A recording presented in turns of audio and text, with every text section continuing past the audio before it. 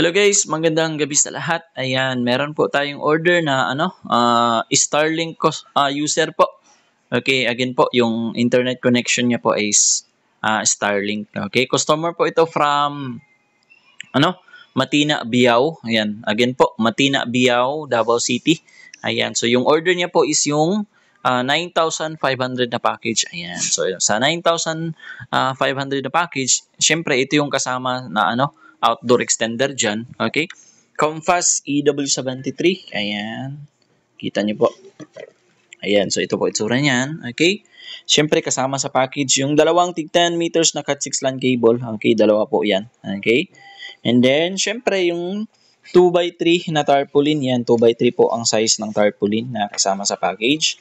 Ayan, and then syempre yung ating yung Vendo na curve box. Ayan, so curve po yan. Okay, naka-anti-hook na rin and then naka-lead frame. Okay, ayan, syempre kasali rin sa package kapag Starlink yung internet connection nyo, syempre kasali sa package yung block po, dapat po i-block yung torrent downloading at saka yung yung porn sites. Okay, dapat po naka-block po talaga yan kapag Starlink po yung yung internet connection nyo, kasi para din po yan para hindi po ma-block yung account nyo sa Starlink. Ayan, sige.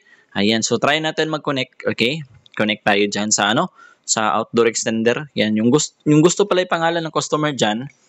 Okay, sa outdoor extender, punta tayo sa isang phone. Ayan, scan ko lang. Okay, more. Okay, yung gusto niya pala yung pangalan dyan. Ayan, ito yon, yung Jestony Piso Wi-Fi. Ayan, so click natin yung Jestony Piso Wi-Fi.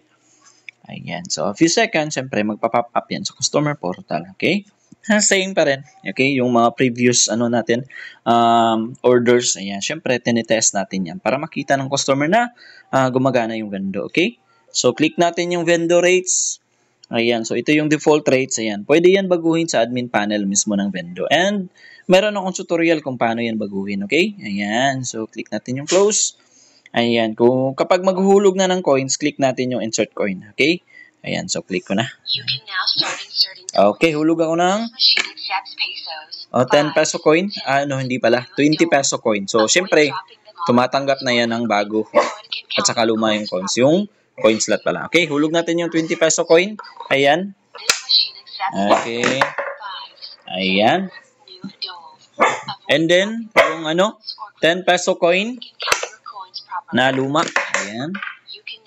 And then, yung bagong 10 peso coin. Ayan. Hulog ko na. Okay, tapos yung yung bagong 5 peso na Nonagon. Ayan. And then yung lumang 5 peso coin. Ayan. Okay. And then yung bagong 5 peso coin na circle. Ayan. And then last one is yung dalawang 1 peso coin na luma at saka bago. Okay. Hulog ko na. Ayan. Okay, ayan. So, a few seconds, syempre, magpapap. Yan? Kapag wala na pala ihulog yan. So, kapag wala na ihulog na coins, click natin yung done. Okay? Ayan. So, a few seconds, dito na pala. Okay? So, mag-i-exit yan. So, mostly sa mga cellphone, yan, mag-i-exit and then may magpa-pop up. Okay? Meron namang ibang phone na, nag-redirect yan sa, sa status katulad niyan. Okay? May status. Yan. Sige. Try natin play ng video. Ayan. So, play tayo ng video dito. Okay. Punta tayo sa PureTuber para wala ng ads. Ayan. Okay. Makita nyo sa taas, connected ako sa Jestony Piso Wi-Fi. Ayan. Okay.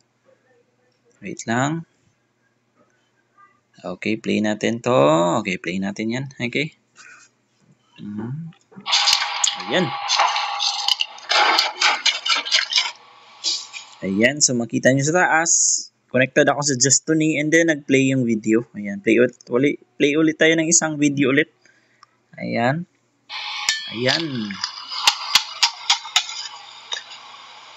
Ayan, so makikita nyo, nag-play yung video and then connected tayo sa Jestony Piso Wi-Fi. Okay?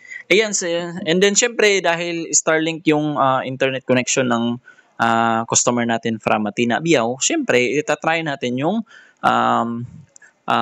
torrent downloading, kung nabablock ba siya. Okay, and then yung kung nabablock ba yung pag mag-access tayo ng porn site. Sige, punta tayo sa isang ayan, sa laptop yan. So, makikita nyo sa taas, connected na pala ako dyan sa teka lang, connect ko lang dito sa connect ko lang ulit sa connect tayo sa Justony Piso Wi-Fi. Ayan, connect natin yung Justony. Connect tayo dyan.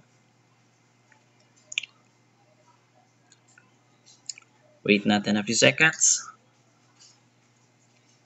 Ayan, so makikita nyo, connected ako sa Justony Piso Wi-Fi. Ayan, so makikita nyo, connected ako. Okay, meaning meron akong time. So mapapansin nyo dito, ayan, so meron akong time. Ayan, connected ako dyan. Okay? Ayan, so refresh natin. Ayan, so ito yung status. Ayan, connected ako, so makikita nyo, nag-blink yan.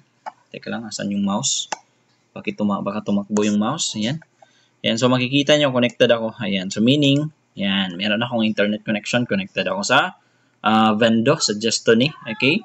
So, lipat muna natin sa main router ko. Ayan, lipat muna natin dito sa DCTech. Ayan, so lipat muna natin dyan. Ito. And then, mag-download tayo ng hindi pala, torrent. Ayan, so hindi pala magda-download tayo ng porn. Okay, so makita nyo dito. Ayan, so meron tayo.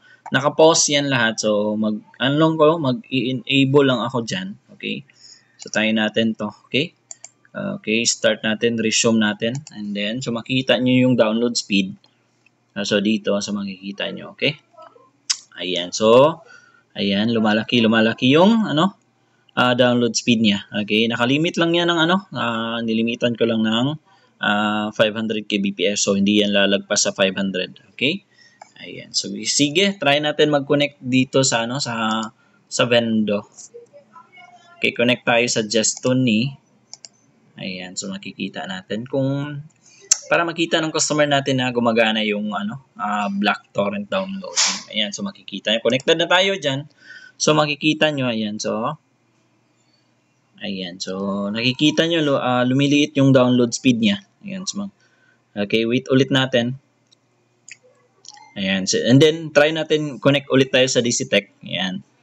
Para makita nyo na talaga na gumagana yung, yung blocking of, torrent downloading. Ayan. So, try na. Wait natin na mag-zero yan.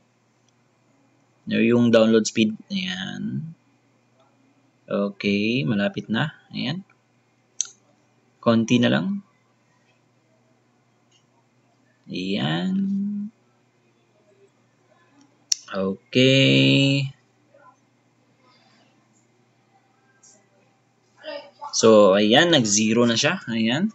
Makikita nyo, zero yung download niya. Okay? And then, connected tayo sa, nakita nyo, connected tayo sa Justony Piso Wi-Fi. Ayan. So, meaning po, gumagaya na yung ating, torrent block downloading. Ayan. So this time, itatry natin yung, yung, mga porn sites, i-try natin mag-access yan. Example, connected tayo sa example, meron tayong mga customer and then gusto nila mag-access ng mga porn sites.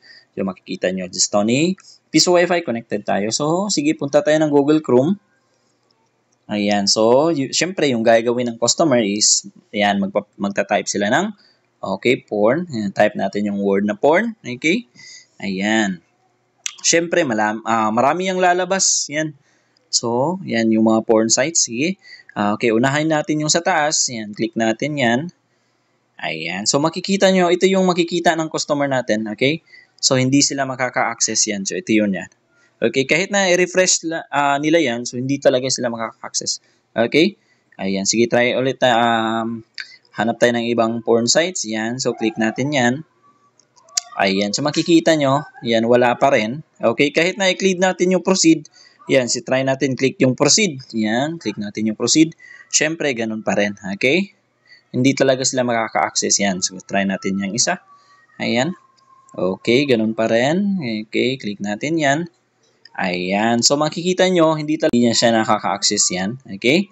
Ayan. So, makikita nyo, Dito lang sila nakaka-access yan.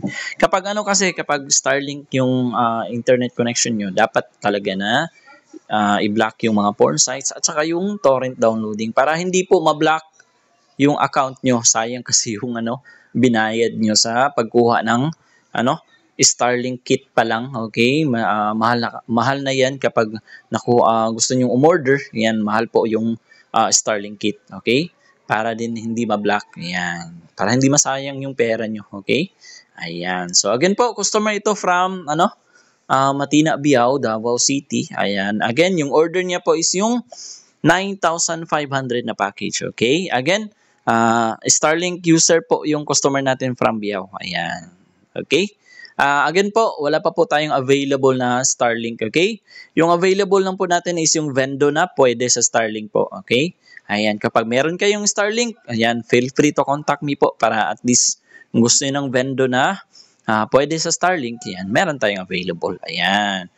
Kung gusto nyo po pala mag-inquire regarding sa mga packages natin, kindly contact nyo na po sa page. Yan.